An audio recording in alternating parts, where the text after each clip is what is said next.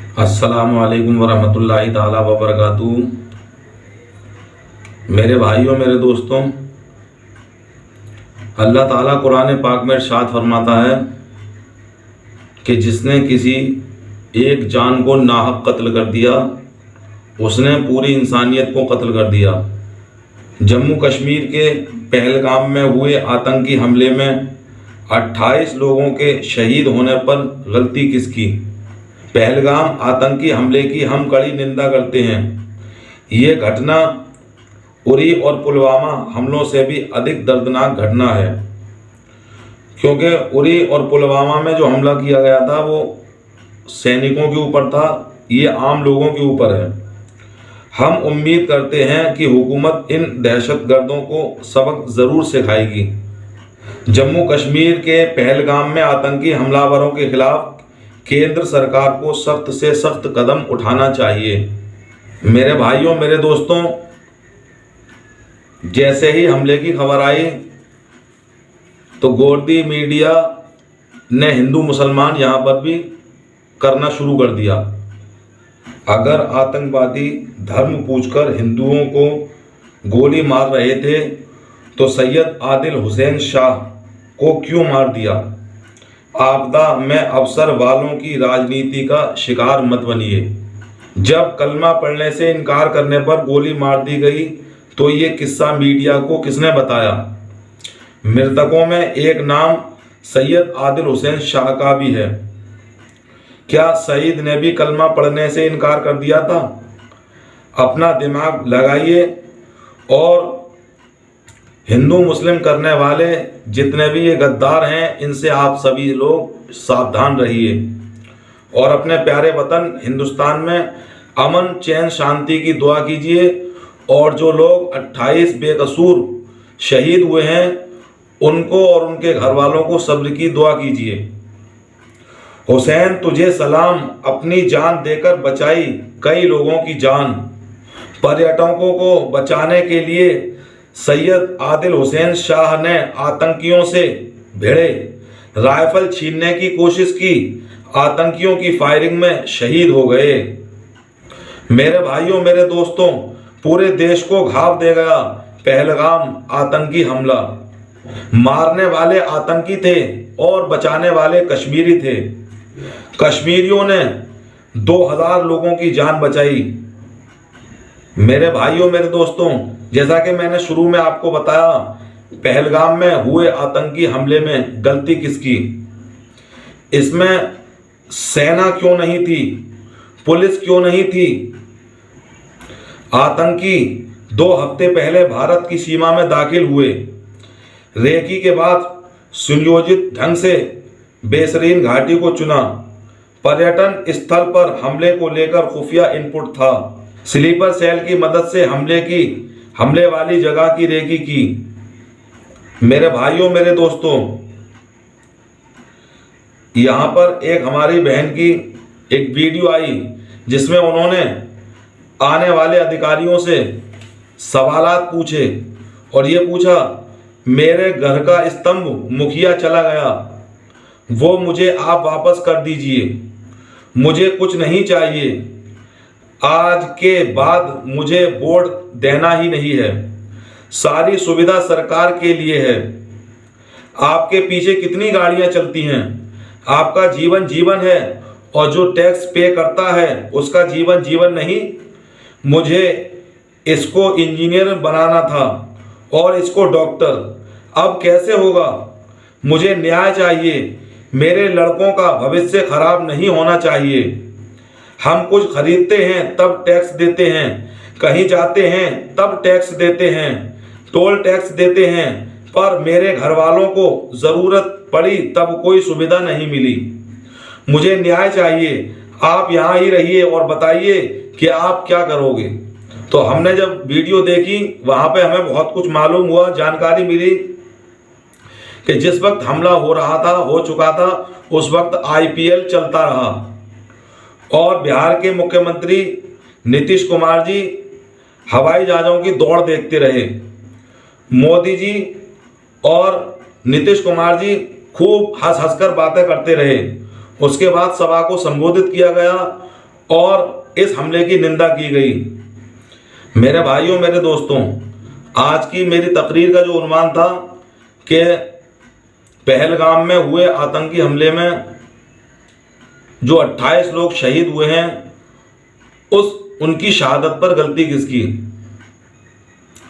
हमारे भारत की जो सरकार है, वो सरकार खूब दावा करती थी इससे पहले जब बिल आया था कि हम मुस्लिम महिलाओं को उनका हक दिलाएंगे। अब मैं सरकार से गुजारिश करना चाहता हूं कि मुस्लिम महिलाओं को अभी कुछ देर के लिए अलग रहने दीजिए, उनको बहुत हक मिल चुका। अब इन 28 परिवारों की महिलाओं को हक दे दीजिए। इन 28 परिवारों के जो चिराग थे, जो मुखिया थे, वो गुल हो गए। उनका भरण पोषण पोषण कैसा होगा, पालन पोषण कैसा होगा, उनकी देखरेख कैसे होगी, उनके बच्चे कैसे पढ़ेंगे, उनका भविष्य कैसे होगा? तो मैं सरकार से गुजारिश करना चाहता हूं कि ये जो 28 लोग जो शहीद हुए हैं, इन शहीदों की बेवाओं को, इन शहीदों की माँओं को, इन शहीदों की बहनों को, इन महिलाओं की मदद कीजिए, इनको इनका हक दीजिए जो वाकई में इनका हक बनता है। करोड़ों के हिसाब से इनको देना चाहिए, क्योंकि ये कोई मामूली वारदात नहीं थी, ये आतंकी हमला था।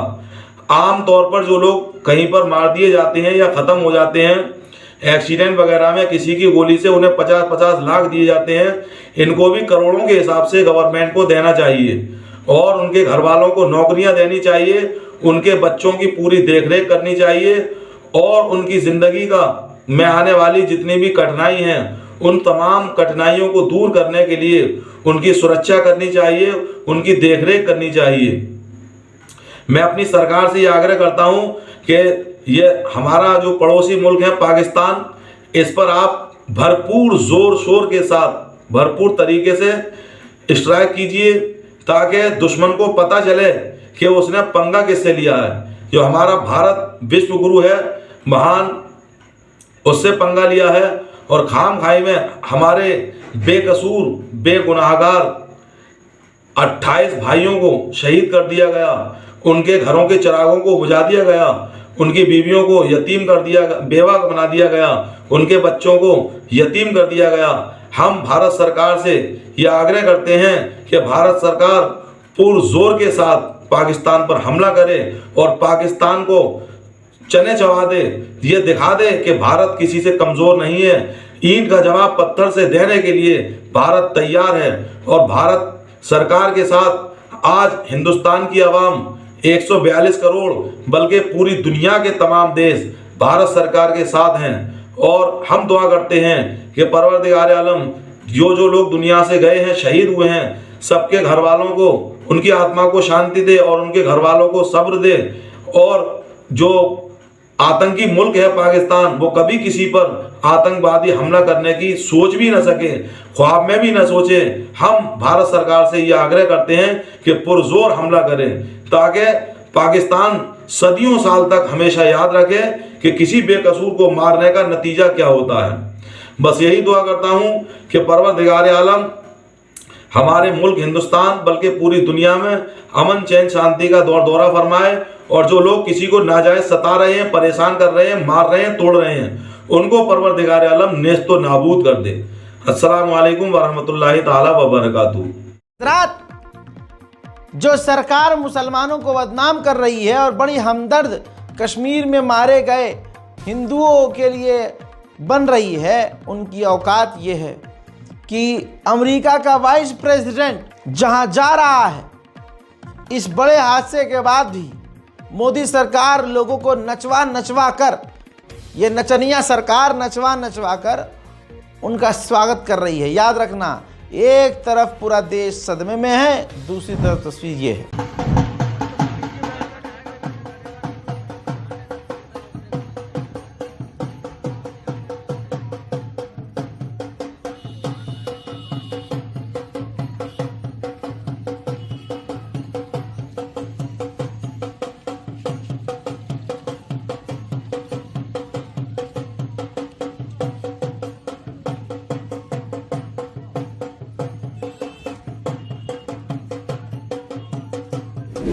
इस भाजपा के रहते हुए इतने आतंकवादी हमले हो चुके हैं, लेकिन किसी की हिम्मत नहीं कि सरकार से कोई सवाल कर सके।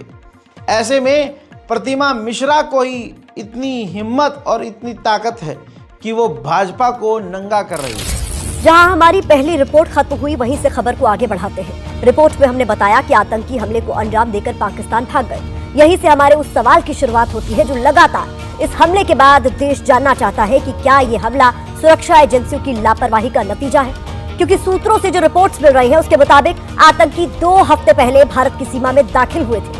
आतंकियों ने स्थानीय स्लीपर सेल की मदद से हमले वाली जगह की रेकी की थी।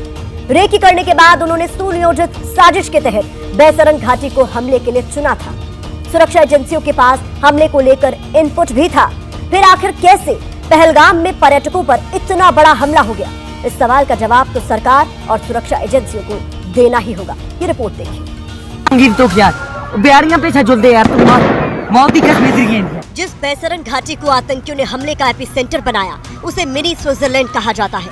अप्रैल के महीने में यहाँ पर्यटकों की अच्छी खासी तादाद होती है। मंगलवार 22 अप्रैल के दिन भी 2 से 3 हजार सैलानी यहाँ पिकनिक मना रहे थे। 8 से 10 की संख्या में आतंकी आए और उन्हें गोलियों से भूनकर चले गए। पहलगाम से ऊपर बैसरन घाटी तक आने जाने के लिए सिर्फ पैदल या खच्चर का ही विकल्प है। यही वजह है कि आतंकियों ने जानबूझकर इस जगह को चुना ताकि सिक्योरिटी फोर्सेस के यहाँ तक आने में वक्त लगे और ज्यादा से ज्यादा लोग मारे जा सके। सूत्रों के मुताबिक स्थानीय आतंकियों ने रेकी के दौरान इस बात का आकलन किया था कि कौन सा ऐसा इलाका है जहां सुरक्षा कर्मियों की संख्या सबसे कम है, जहां पर बिना किसी खतरे की घटना को अंजाम दिया जा सकता है। आतंकी अपने मंसूबों में कामयाब हुए और बिना डर के बैसरन में बेगुनाहों का खून बहाते रहे। जबकि दक्षिण कश्मीर में पर्यटन स्थल पर हमले को लेकर पहले से अलर्ट था। गैर कश्मीरियों को टारगेट किए जाने के इनपुट मिले थे। 3 जुलाई से शुरू हो रही अमरनाथ यात्रा को लेकर भी हमले के इनपुट थे।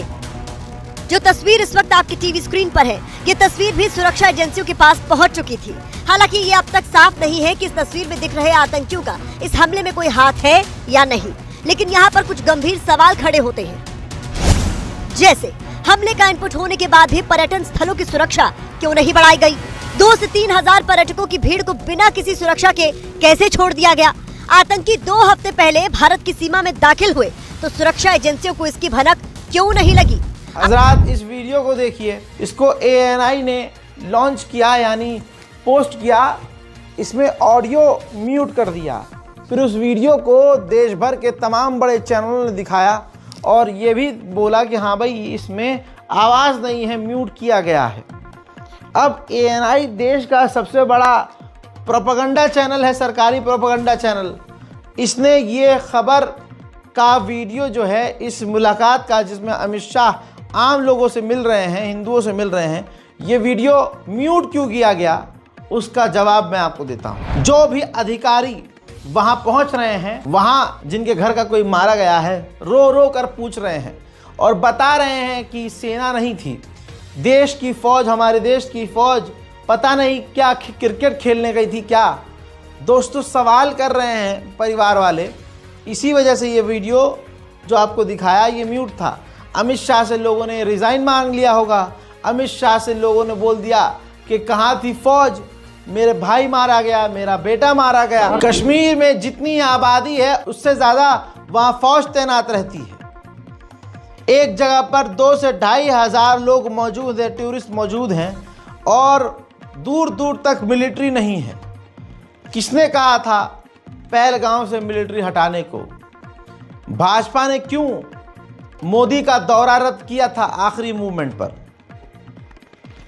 ये कौन करवा रहा है? पाकिस्तान पर तो हम गर्म हो रहे हैं, समझ में आ रहा है, लेकिन भारत में इस हमले से खुशी और फायदा किसे पहुंच रहा है? भाजपा के अलावा कोई एक नाम बता दो।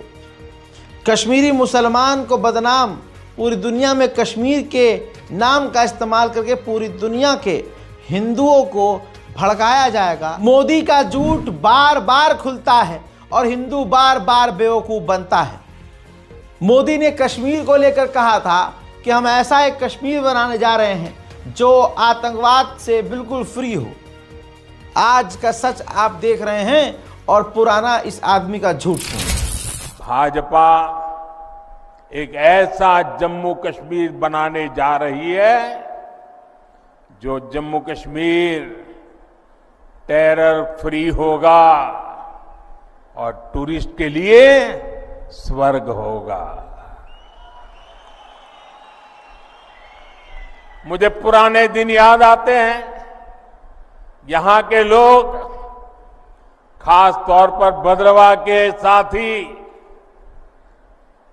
मेरी काफी उनसे मुलाकातें होती रहती थी, तो वो बड़े गर्व से कहते थे किसी समय कि मोदी जी यहां फलाना फिल्म की शूटिंग होती थी, मोदी जी वहां फलाना फिल्म की शूटिंग सीन शूट हुआ था।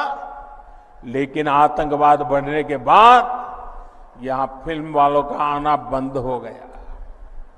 पिछले 10 वर्षों की मेहनत के बाद अब ये हालत भी बदलते नजर आ रहे हैं। यहां देश ही नहीं, दुनिया भर से फिल्म वाले शूटिंग करने आए। हम ऐसी व्यवस्था बना रहे हैं। समझदार हिंदू, पढ़ा लिखा हिंदू अगर हो तो इसको चीजें समझने में आसानी ना हो। विशाल ज्योति देव अग्रवाल बताते हैं, लिखते हैं, हिंदुओं को खतरे में डालकर हिंदू खतरे में है का नैरेटिव मजबूत किया जा रहा है। हिंदुओं अब भी समझ जाओ, तुम्हें सबसे बड़ा खतरा इन कथित हिंदू रक्षकों से ही है। ये तुम्हारी लाशों पर अपनी सत्ता का ताजमहल खड़ा करना चाहते हैं। अंधे को भी दिख रहा है कि इस हमले से बीजेपी को फायदा हो रहा है और बीजेपी का ही इसमें फायदा है। इसका नाम लेकर बिहार में देखिए, कमाल यही तो बात है, जब भी देश में चुनाव होता है कश्मीर में आतंकी हमला होता है, जब भी देश में चुनाव होता है या रिजल्ट आने वाला होता है दंगा होता है।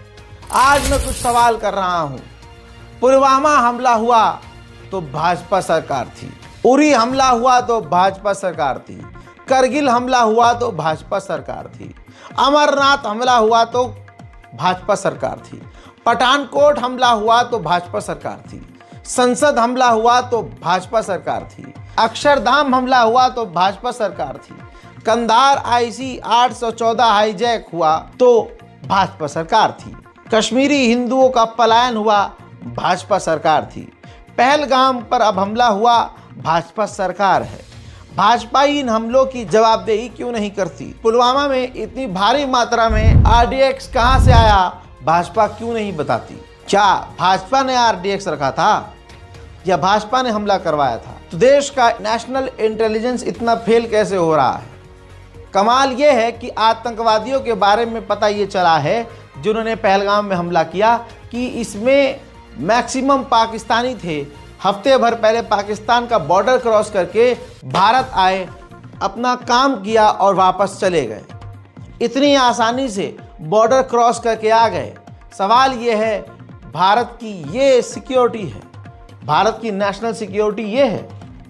ऐसा ही होता है जब तुम दीवारों पर गू पोतोगे, जब तुम मस्जिदों के आगे जाकर मुजरा करोगे, जब तुम सेना को कमज़ोर करोगे, नई नई स्कीमें लाकर 4 साल बाद रिटायर, तो फिर यही होगा। जब तुम अपनी इंटेलिजेंस का इस्तेमाल, संभल में नमाज मस्जिद की छत पर कौन पढ़ रहा है, कौन घर की छत पर नमाज पढ़ रहा है, इंटेलिजेंस से जब इस पर नज़र रखवाओगे तो फिर भाड़ में गई इंटेलिजेंस, फिर तो कोई भी घुसकर कुछ भी कर जाएगा। नमस्कार, मैं रवीश कुमार। तो आज का वीडियो किस से शुरू करें? पहलगाम के हमले में मारे गए लोगों के परिजनों के सवालों से, या बिहार के मधुबनी में कड़ी धूप में खिलखिलाते हंसते प्रधानमंत्री और नीतीश कुमार के चेहरे से? आतंकी हमले में मारे गए लोगों के कड़े सवाल से शुरू करें या प्रधानमंत्री की दहाड़ से? मधुबनी में पाकिस्तान का नाम तो नहीं लिया, लेकिन उन्होंने कहा कि आतंकी हमला करने वालों को सजा मिलेगी, मिट्टी में मिलाने का समय आ गया है। गोदी मीडिया के लिए यह लाइन काफी है। पहले भी वह सवाल नहीं पूछ रहा था और अब तो इस लाइन के बाद प्रधानमंत्री मोदी से भी ज्यादा दहाड़ने लग जाएगा, देशभक्त बन जाएगा। फिर भी यह कितनी खुशी की बात है कि मधुबनी की सभा में प्रधानमंत्री मोदी के साथ मुख्यमंत्री नीतीश कुमार खिलखिलाकर हंस रहे हैं। कई लोगों को यह वीडियो देखकर शर्म आ रही है, but I am feeling proud kind of कि प्रधानमंत्री खुश हैं। 22 अप्रैल को आतंकी हमला हुआ, 24 अप्रैल तक एक भी प्रेस कॉन्फ्रेंस नहीं हुई। सवालों के जवाब इसलिए नहीं देने आए होंगे क्योंकि तनाव में होंगे, हमने सोचा सदमे में होंगे। लेकिन यहां दोनों को हंसते देखकर भारत के भविष्य को लेकर सारी चिंताएं मेरी दूर हो गईं। इनकी बातचीत देखकर ब्रो फीलिंग पैदा हो गई, या ब्रो, सब कूल ब्रो, या सब fix bro. So good to see them laughing and kicking together. Such beauty in this video takes away your pain, your grief, your bogus questions. Let's chill and watch IPL. प्रधानमंत्री मोदी ने भी मधुबनी में अपने भाषण के last में, दी and में, बिहार के सॉइल से अंग्रेजी में बोल दिया, आतंकवादियों को ललकार दिया। Today, from the soil of Bihar, I say to the whole world, India will identify, track and punish every terrorist and their backers.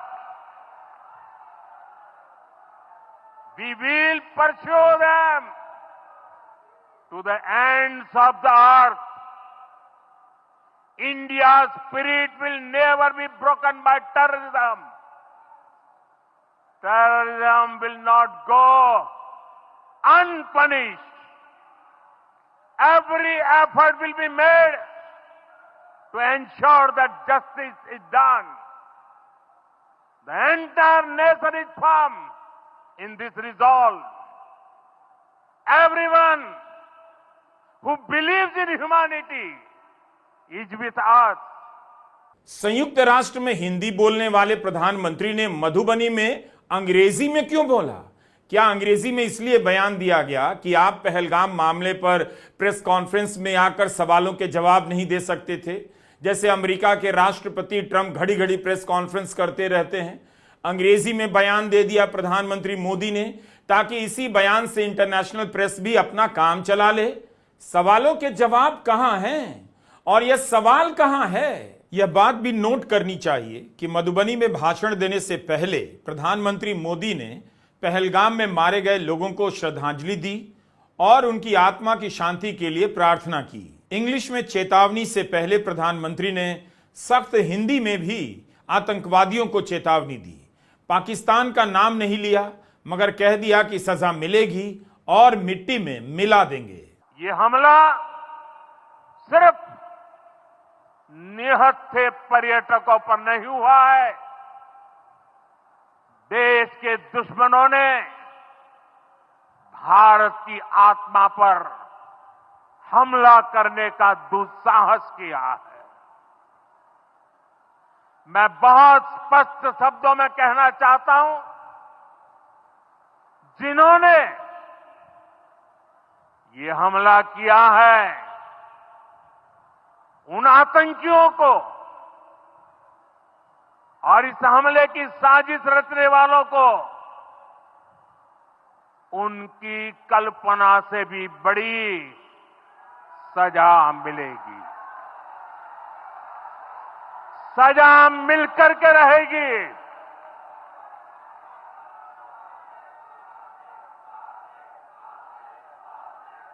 अब आतंकियों की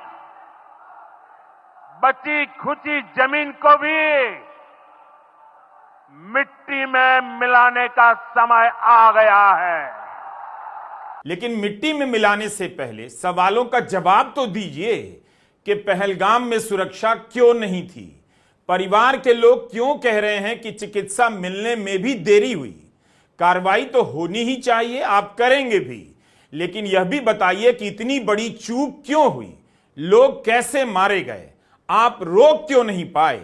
पुलवामा में इतना बड़ा हमला हुआ, उससे आपने क्या सीखा कि पहलगाम में उससे भी बड़ा हमला हो गया? वहां सुरक्षा के इंतजाम नहीं थे, लेकिन बिहार के मधुबनी में प्रधानमंत्री बोल रहे हैं लद्दाख और सियाचिन में 4G और 5G पहुंचा दिया है। लद्दाख और सियाचिन में जहां सामान्य सुविधाएं तक पहुंचानी मुश्किल होती है, वहां अब 4G और 5G मोबाइल कनेक्शन पहुंच गया है। ये दिखाता है कि आज देश की प्राथमिकता क्या है। कोई सुविधा नहीं, कोई फैसिलिटी नहीं, कोई आर्मी नहीं, कोई પોલીસ નહીં। જ્યારે મોટા મોટા નેતા આવે કોઈ વીઆઈપી માટે પાછળ કેટ નહીં કાઢી, ઉપર હેલિકોપ્ટર જેનાથી હાલે ટેક્સ પે કરે છે એના ઉપર જ વીઆઈપી માટે જે સર્વિસ સુશીલભાઈ આ લોકો માટે કેમ નથી? નીચે આર્મી કેમ્પમાં ચિલ્લાઈને કીધી કે ઉપર કેટલા લોકો કરે જલ્દી કઈ કરો, અમે ઉપરથી પડતા આખડતા નીચે ઉતરતા હજી ઉપર કોઈ ફેસિલિટી ગઈ ઉપર આટલું બધું થઈ ગયું તો નીચે આર્મીને ખબર કેમ ન પડી કે ઉપર આ થઈ ગયું છે? આતંકવાદી અમારી સામે આવીને ગોળી મારી દે છે, હિન્દુ મુસલમાનને અલગ કરીને હિન્દુના બધા ભાઈઓને ગોળી મારી છે, તો આપણી આર્મી કરે છે શું? લાખોની સંખ્યામાં આર્મી હતી ત્યાં, અને જે ટુરિસ્ટ પ્લેસ છે ત્યાં કોઈ આર્મી મેન નહીં, કોઈ પોલીસ મેન નહીં, કે કોઈ ફર્સ્ટ એડ કિટ નહીં। મિની સ્વિટ્ઝરલેન્ડમાં એક ઓફિસર નહોતો, કોઈ જવાન નહોતું, જો ત્યાં કોઈ હોત ને તો આ નો થાત, કોઈ સિક્યુરિટી નહીં। આ બધું બની ગયું છે છતાં નીચે જે મિલિટરી હતા એ લોકોને ખબર જ નહોતી કે ઉપર શું થયું છે। विनय के पार्थिव शरीर के साथ हिमांशी की इस तस्वीर को जिसने भी देखा है उस पर गहरा असर हुआ है। यह तस्वीर वायरल हो गई और इसका जिबली एनिमेशन बनाकर राइट विंग खातों से खूब वायरल कराया गया। देखते देखते अपने पति के पार्थिव शरीर के बगल में बेसुध बैठी हिमांशी आतंकी हमले का प्रतीक बन गई और कस्में खाने लगे लोग कि हिमांशी का बदला देश लेगा। लेकिन इस तस्वीर को आप एक और नजर से देखिए, साफ साफ पता चल रहा है कि सुरक्षा का कोई इंतजाम नहीं था। आतंकवादी हत्या कर जा चुके हैं, हिमांशी का रोना सदमे में सूख गया है और आसपास कोई सुरक्षा कर्मी नजर नहीं आ रहा। कितनी जगह खाली दिखाई दे रही है, मतलब काफी देर तक कोई नहीं आया होगा। सदमे और बदहवासी की हालत में हमने भी इस तस्वीर को इस तरह से नहीं देखा। हमने उसके बाद भास्कर का ही ऑनलाइन संस्करण देखा। इतना फर्क जरूर था कि ऑनलाइन संस्करण के भीतर सृष्टि के बयान को बेहतर तरीके से कोट किया गया था। लिखा है कि विनय की बहन सीएम नायब सैनी के सामने फूट फूट कर रोई। सृष्टि ने कहा विनय 1 घंटे तक वहीं पड़ा रहा लेकिन कोई मदद के लिए नहीं आया। आर्मी होती तो उसे बचाया जा सकता था। जिसने मेरे भाई को मारा वो मुझे मुर्दा देखना है। इस पर सीएम ने कहा वो मरेगा जिसने विनय को मारा। हिंदुस्तान अखबार के वेब संस्करण में सृष्टि के बयान को हेडलाइन बनाया गया है कि 1.5 घंटे तक कोई नहीं आया, मदद नहीं मिली। विनय नरवाल की बहन बोली बच सकता था मेरा भाई। जिस कश्मीर में शुक्रवार की नमाज सुरक्षा के घेरे में होती है, उस कश्मीर के बारे में सरकार ने गलत धारणा फैलाई कि आतंकवाद खत्म हो गया है और लोगों ने सही ही भरोसा किया। इसका जवाब कौन देगा और अभी तक क्यों नहीं दिया जा रहा है? एक और उदाहरण दे रहा हूं, जरा इस वीडियो को धीरज के साथ आखिर तक देखिएगा। खोज खोज कर पढ़ना पड़ता है, तब जाकर 2-4 दाने मिलते हैं जिससे पता चलता है सरकार की तरफ से कितनी बड़ी चूक थी। वहां सुरक्षा की कोई तैयारी नहीं थी। हिंदू अखबार में असम यूनिवर्सिटी के प्रोफेसर देबाशीष भट्टाचार्य का बयान छपा है। कहते हैं जब बंदूक दिखाकर उनसे कलमा पढ़ने को कहा गया उन्होंने पढ़ दिया, उनकी जान बच गई। लेकिन इसी रिपोर्ट में देबाशीष यह भी तो कहते हैं कि वे आधे घंटे तक गोलियों की आवाज सुनते रहे। 2 घंटे लग गए उन्हें वहां से बचकर निकलने में। उनके साथ कई और यात्री भी थे। 30 मिनट तक गोली चलती रही और कोई जवाबी कार्रवाई नहीं होती है। इसका मतलब है सुरक्षा के नाम पर वहां कुछ भी नहीं था। लेकिन हिंदू ने भी हेडलाइन क्या बनाई है, यही कि प्रोफेसर कलमा पढ़कर बच गए और सरकार गलती कर कर भी बच गई। सबकी हेडलाइन उसी दिशा में है जिसके जरिए सरकार और बीजेपी के समर्थक माहौल बना रहे हैं। लेकिन किसी की हेडलाइन इस बात को लेकर चीख नहीं रही कि आधे घंटे तक गोली चलती रही, कोई जवाब नहीं। आतंकवादी गोली चलाकर गोल हो गया, कोई एनकाउंटर नहीं। विनय सुल्तान ने लिखा कि कश्मीर में आतंकवाद अपना सर फिर से उठा रहा है। खुफिया इनपुट कहते हैं कि अब कश्मीर में विदेशी आतंकी भी सक्रिय होने लगे हैं। वे गुरिल्ला युद्ध की ट्रेनिंग ले रहे हैं। उन्होंने हथियार बदल लिए हैं और स्थानीय लोगों की भर्ती नहीं कर रहे। उनकी ट्रेनिंग पाकिस्तान सेना के कमांडो जैसी है। विनय लिखते हैं कि 370 के बाद कश्मीर को जो सहारा दिया जाना चाहिए था वो नहीं दिया गया, यह एक चूक रही।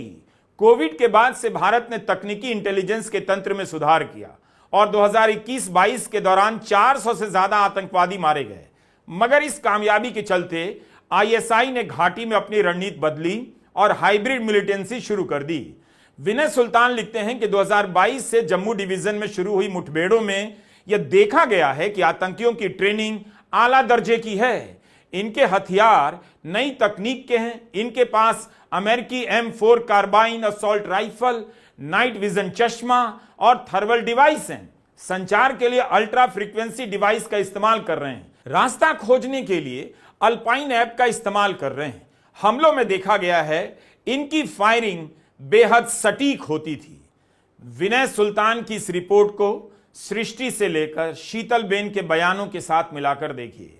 सारा प्रोपेगेंडा अपने आप मिट्टी में मिल जाएगा और पता चल जाएगा कि अपनी कमजोरी को छिपाने के लिए दहाड़ मारा जा रहा है। जब आप दहाड़ मारने में इतना बहादुर हैं तो फिर सवाल का जवाब क्यों नहीं देते? पता चलता है कि कश्मीर में सब कुछ सामान्य होने का दावा भ्रामक था। भ्रामक दावों पर लोगों ने यकीन किया और आतंक के शिकार हो गए।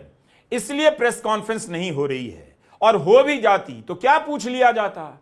गोदी मीडिया यह सब पूछेगा भी नहीं। नवंबर में विनय सुल्तान ने लिखा था कि अगर कम से कम भी हिसाब लगाएं तो इस समय जम्मू कश्मीर में 150 से ज्यादा विदेशी आतंकवादी मौजूद हैं। आज यह आंकड़ा कहां तक पहुंच चुका होगा? कर्नाटक सरकार के मंत्री प्रियांक खरगे यह भी लिखते हैं कि बीजेपी सरकार ने पैसा बचाने के लिए कोविड के बाद से फौज में 1.8 लाख कर्मी कम कर दिए हैं। अगर मान्यवर अमित शाह जी ने विदेश खतरों पर निगरानी रखने में उतनी दिलचस्पी दिखाई होती जितनी उन्होंने विपक्षी नेताओं की जासूसी करने और जय शाह को आईसीसी अध्यक्ष बनाने में दिखाई है, तो शायद आज चीन भारत की जमीन पर बैठा ना होता और शायद यह हमला रोका जा सकता था।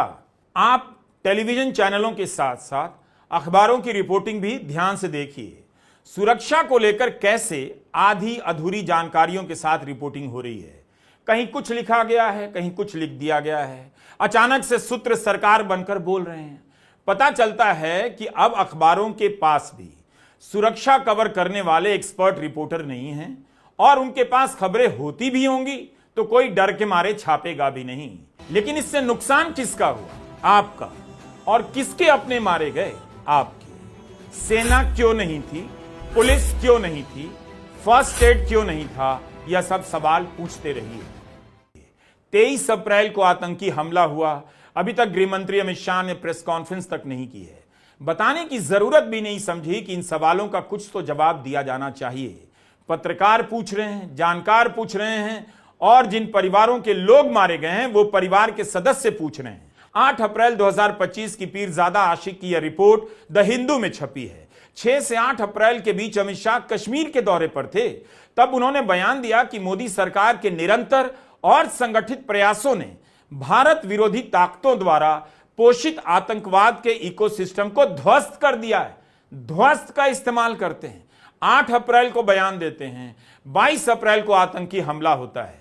यही इनका कोऑर्डिनेटेड एफर्ट था कि जहां 2000 लोग जमा थे वहां एक सिपाही तक नहीं था, और अब कश्मीर से लौटने के बाद प्रेस कॉन्फ्रेंस तक नहीं कर रहे हैं। गृह मंत्री अमित शाह ने प्रेस कॉन्फ्रेंस क्यों नहीं की? आपने भी क्यों नहीं पूछा? न मीडिया ने इन सवालों को लेकर सरकार पर दबाव बनाया कि गृहमंत्री सुरक्षा से संबंधित सवालों के जवाब दें। हम इसके लिए किसी से इस्तीफा नहीं मांग रहे। इस्तीफा केवल ममता बनर्जी, MK स्टालिन, हेमंत सोरेन और सिद्धारमैया से मांगा जाता है। पद पर ना होते हुए भी राहुल गांधी, तेजस्वी यादव और अखिलेश यादव से इस्तीफा मांगा जाता है। हैरानी है कि इन सभी ने पहलगाम की घटना की जिम्मेदारी लेते हुए अभी तक इस्तीफा क्यों नहीं दिया है। सरकार को लगता है पाकिस्तान को दहाड़ देंगे, ललकार देंगे तो लोग उनसे सवाल नहीं करेंगे, वोट तब भी मिलेगा, और यह बात सही भी है। इसलिए सुबह सुबह मधुबनी चले गए। सरकार जवाब नहीं दे रही। अभियान चल रहा है कि अजीत अंजुम, अभिसार और रवीश कुमार का वीडियो कहां है, कब बोलेंगे। कमाल है, क्या अजीत अंजुम ही मंत्री हैं? प्रधानमंत्री क्यों गए मधुबनी? जम्मू के कठुआ में जब पत्रकारों ने सुरक्षा में हुई चूक को लेकर सवाल पूछ दिया, तब बीजेपी के समर्थक नाराज हो गए और उनके साथ मारपीट करने लगे। समाचार एजेंसी पीटीआई ने रिपोर्ट किया है कि दैनिक जागरण के वरिष्ठ पत्रकार राकेश शर्मा और अन्य पत्रकारों ने जब बीजेपी के प्रदर्शनकारियों से सवाल किया कि क्या सुरक्षा में चूक हुई, तो पत्रकारों को मारा जाने लगा। राकेश शर्मा ने कहा है कि उन्हें डीएसपी ने बचाया और अस्पताल लेकर गए। प्रेस क्लब जम्मू ने इस हिंसा के खिलाफ प्रदर्शन भी किया है। यह खबर 23 अप्रैल की है और इस घटना का वीडियो भी वायरल है। तो यह सब हो रहा है, सुरक्षा में चूक हुई, यह सवाल पूछने पर पत्रकारों को धमकाया जा रहा है, मारपीट हो रही है, हंगामा इतना किया जा रहा है कि सुरक्षा के सवाल पीछे चले जाएं। जाहिर है इन सवालों के जवाब नहीं होंगे। प्रधानमंत्री मोदी ने कानपुर के कार्यक्रम को रद्द कर दिया क्योंकि शहर के शुभम द्विवेदी की भी हत्या हुई है। लेकिन क्या इस हत्या से केवल कानपुर को ही सदमा और शोक है? इतनी करुणा तो केवल प्रधानमंत्री में ही हो सकती है। बिहार के भी तो मनीष रंजन की हत्या हुई और उन्होंने कहा भी कि कई राज्यों के लोगों की हत्या हुई है। तो फिर बिहार में चुनावी भाषण देने क्यों गए? क्या बिहार को आपने इतना असंवेदनशील समझ रखा है कि वहां के लोग आहत नहीं हैं? चलकर भाषण दे आते हैं, उद्घाटन वगैरह कर आते हैं। पहलगाम की घटना से देश अभी तक सदमे से बाहर नहीं आ सका है और प्रधानमंत्री मधुबनी में रेलगाड़ियों को हरी झंडी दिखा रहे हैं। एक दिन पहले उसी बिहार की राजधानी में 23 अप्रैल को मुख्यमंत्री नीतीश कुमार से लेकर बीजेपी के तमाम मंत्री एयर शो देख रहे हैं, लुत्फ और मजे ले रहे हैं। क्या किसी ने बीजेपी के मंत्रियों से इस्तीफा मांगा? नीतीश कुमार से सवाल किया कि आतंकी हमला हुआ है, लोग सदमे में हैं, आप जहाज के उड़ने में ऐसा क्या है जो आप देख रहे हैं, जिसके लिए लाखों करोड़ों रुपए पानी की तरफ बहा दिए गए? इन जहाजों को उड़ता हुआ कभी आपने पहले नहीं देखा था। प्रधानमंत्री मोदी कानपुर नहीं गए, यह कितनी बड़ी बात है, इसे बार बार बताया गया। किसी ने सूरत जाकर शीतलबेन से मिलने और सांत्वना देने के लिए मना तो नहीं किया था। ठीक है, केंद्रीय मंत्री गए, लेकिन शीतलबेन के सवालों का जवाब कब मिलेगा? सेना क्यों नहीं थी? पुलिस क्यों नहीं थी? फर्स्ट एड क्यों नहीं था? जब सुरक्षा का इंतजाम नहीं था, ऊपर क्यों जाने दिया गया? इन सवालों के जवाब चाहिए। अब आपको शब्दों के खेल के बारे में बताता हूं। हमला हुआ, उसके तुरंत बाद अटैक होने लगा। अटैक शब्द हर जगह छा गया, लेकिन अचानक अटैक पीछे चला जाता है और एक्शन वर्ड आता है। प्रधानमंत्री मोदी के 5 प्रण की तरह 5 एक्शन हर जगह छपने लगा। गिन गिन कर बताया जाने लगा कि 5 एक्शन कौन कौन हैं, 1 2 3 4 5। लेकिन सरकार के इनएक्शन पर बात पीछे चली गई। जो इनएक्शन था यही था कि हजारों लोगों के लिए सुरक्षा का इंतजाम क्यों नहीं था? आतंकी हत्या कर इतनी आसानी से कैसे चले गए? किसी भी तरफ से उन्हें घेरा क्यों नहीं गया? इनएक्शन यह था कि एक भी आतंकी ढेर नहीं हुआ। इनएक्शन यह था कि 1.5 घंटे तक लोगों तक मदद नहीं पहुंची। तो अब मीडिया की जुबान से इनएक्शन गायब है और था भी नहीं, लेकिन एक्शन होने लगा है। एक्शन अगर किसी ने लिया है तो उसका नाम सैयद हुसैन शाह है, घोड़ावान, जिसने आतंकवादियों से बंदूक छीनने का प्रयास किया, उनसे भिड़ गया, अपनी जान की परवाह नहीं की। सैयद आदिल हुसैन शाह ने एक्शन लिया, मोदी सरकार ने नहीं। मोदी सरकार अपने इनएक्शन को छिपाने में लगी हुई है और गोदी मीडिया इनएक्शन को बचाने में। उम्मीद है आपने इस हीरो की कहानी पढ़ ली होगी। हजारों लोगों के बीच अकेला बंदा जिसने आतंकवादियों से बंदूक छीनने की कोशिश की। कहा भी कि ऐसा ना करें, पर्यटक बेकसूर हैं, कश्मीर के मेहमान हैं। मजहब पूछकर मारने आए आतंकवादियों ने धक्का दिया और आदिल हुसैन शाह को गोली मार दी। सैयद आदिल हुसैन शाह के एक साथी बिलाल ने बताया है, अगर सैयद हुसैन चाहता तो अपनी जान बचा सकता था, लेकिन उसने भागने के बजाय आतंकवादियों का मुकाबला किया। हम अभी तक यही पूछ रहे थे, सुरक्षा में कैसे चूक हुई? दरअसल इस सवाल को आप भी बदल लीजिए। जब सुरक्षा ही नहीं थी तो चूक कैसे हो गई? चूक तो तब होती है जब सुरक्षा होती है।